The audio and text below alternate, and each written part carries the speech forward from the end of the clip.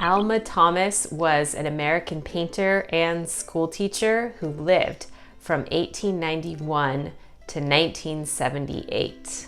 She taught junior high for over 35 years. After she retired from teaching, she had the opportunity to develop her style.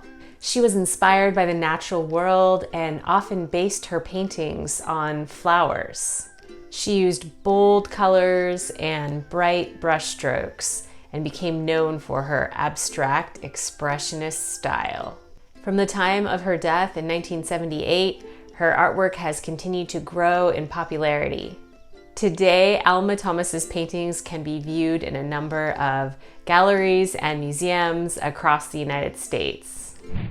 Here are a few of my favorite abstract circular paintings that Alma Thomas created.